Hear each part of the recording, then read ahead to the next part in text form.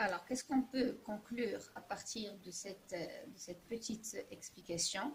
On peut conclure, bien sûr, qu'il y a des mots homophones, mais on le sait très bien, c'est-à-dire des mots qui se prononcent de la même façon, mais qui n'ont pas généralement la même orthographe, mais aussi qui n'ont pas le même sens. Alors, si on prend les exemples qu'on a pris tout à l'heure, on constate très bien qu'on a pu distinguer ces mots homophones à travers quoi? Bien sûr, à travers le sens. Je vais commencer la conclusion par un autre exemple qui va éclaircir un peu la notion dans la tête, parce qu'on n'a pas vraiment la possibilité de vous demander ou de vous poser des questions sur si vous avez bien compris ou pas. Donc, je donne un autre exemple. On prend toujours le mais et mais de tout à l'heure, d'accord? On peut dire le 1er mai, j'irai chez ma grand-mère. Grand-mère. D'accord? Je prends un autre exemple. Il est intelligent, mais il n'aime pas travailler. Il n'aime pas travailler. Je prends un autre exemple. Mes amis sont venus me voir. Alors, si vous l'avez remarqué, on a mais et on a mais. Voilà, troisième mot qui se prononce de la même façon. Mais, comme vous le constatez, à partir des trois exemples, on n'a pas des mots qui ont le même sens. Bien sûr, ils n'ont pas la même orthographe, ça c'est déjà vu dans les séries d'homophones qu'on a vues ensemble, mais là aussi on constate qu'ils n'ont pas le même sens, ni la même classe grammaticale. Et pour pouvoir les distinguer, on est toujours appelé à les mettre dans un contexte pour pouvoir trouver leur sens et pouvoir dire et écrire le mot exact. Si vous voulez une petite démonstration, je vais vous dire, si je vous dis cou et cou, et je vous demande d'écrire cou, bien sûr, vous avez pas mal d'orthographe dans la tête, d'accord? Donc, vous avez cou avec P, vous pouvez écrire cou avec D, vous pouvez écrire aussi cou avec,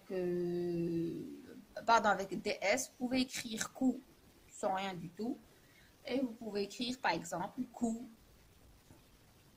Donc vous voyez, on a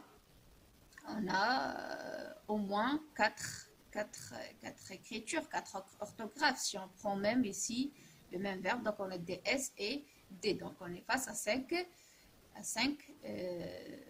mots qui s'écrivent de façon différente. Alors, si on veut savoir quel est le mot exact que cherche la maîtresse à écrire, donc la maîtresse est obligée à nous donner une phrase. Comme ça, on serait capable de faire la distinction. Et si je vous dis par exemple, le cou de la girafe est lent. Le cou de la girafe est lent. Là, ça y est, c'est clair pour vous. Bah, vous avez un sens, vous avez un contexte, donc vous savez très bien que la maîtresse parle de ce mot, C-O-U, de cette orthographe, donc le cou. Vous voyez, donc voilà pourquoi on les appelle les homophones lexicaux. On les appelle les homophones lexicaux, tout simplement parce que on arrive à les distinguer et à les différencier par une bonne connaissance du vocabulaire, du sens du mot. Donc, tellement on connaît et on sait le sens des mots, on arrive à distinguer ces homophones lexicaux qui doivent être distingués à travers, bien sûr, leur sens. Des fois, la classe grammaticale est utile, Mais ici, pour les homophones lexicaux, c'est le sens, surtout, le vocabulaire qui permet de les différencier.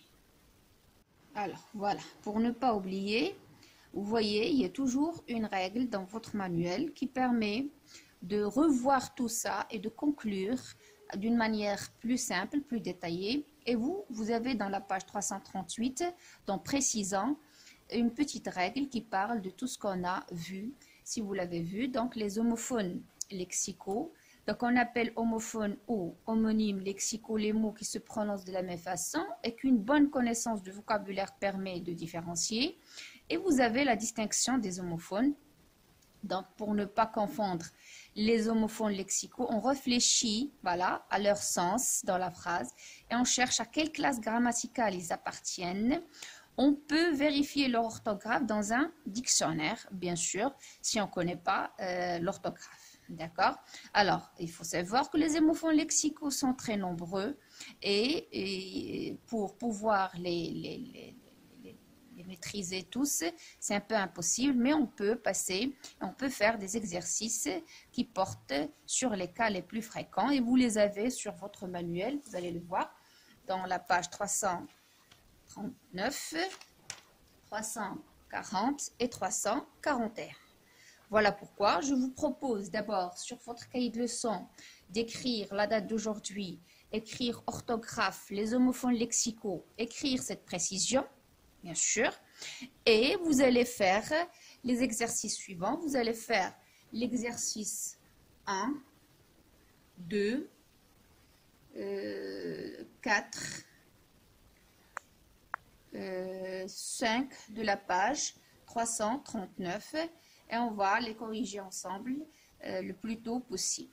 Bien sûr, je vous incite, si vous voulez bien, à voir les 3 pages que j'ai mentionnées. Ce sont des pages très importantes. Il y a d'importants exercices qui portent sur les homophones lexicaux. Et chaque exercice est vraiment essentiel et vraiment important pour bien maîtriser et bien comprendre la leçon. Bien sûr, on va essayer de les voir presque tous, ces exercices. Mais je vais vous laisser quand même le temps de les faire à la maison. Et on va programmer une petite séance pour corriger le maximum de ces exercices et les voir en détail.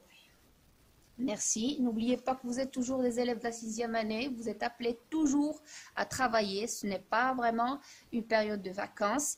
Vous avez un examen final, donc soyez sérieux et travaillez bien. Bon courage, bonne chance et on se verra bien sûr le plus tôt possible.